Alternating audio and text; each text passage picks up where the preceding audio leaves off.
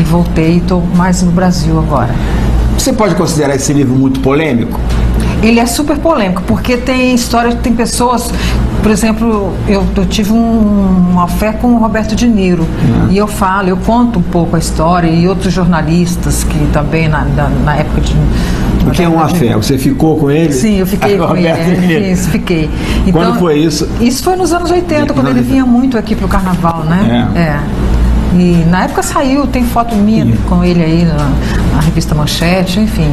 O que mais interessante você tem um atrativo assim, além dessas histórias? Eu acho que o atrativo maior, tanto é que o livro está virando filme, já está sendo escrito o roteiro. Bom. Bem, na realidade, eu tinha a ideia de contar a história da minha mãe, que eu acho a história da minha mãe. Eu sou filha de circense, né, por parte de mãe, e eu acho a história da minha mãe uma história muito rica. Minha mãe era musicista, trapezista, contorcionista, e ela tudo é um dom, porque ela foi, na realidade, ela foi criada por essa família de circo.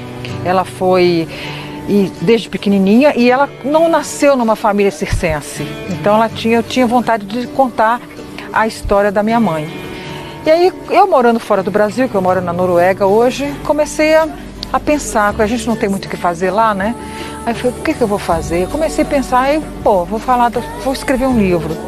E eu conto um pouco da história da minha mãe no livro, né? Eu começo contando a história dela, e depois passo para a minha história, minha infância, adolescência, que foi muito difícil. Eu tive uma adolescência, uma infância muito complicada.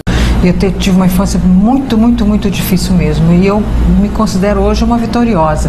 O meu livro, se você ler, você não vai ver, coitada, não tem nem um minuto que apesar de ter passado fome, de ter pedido esmola, você não vê nem um minuto a coitada. Não, sempre eu dou a volta por cima e consegui chegar onde estou hoje. Hoje eu estou fazendo as Chiquititas no SBT, fiz Globo durante 10 anos. E estou fazendo a diretora da novelinha Chiquititas, que é do SBT.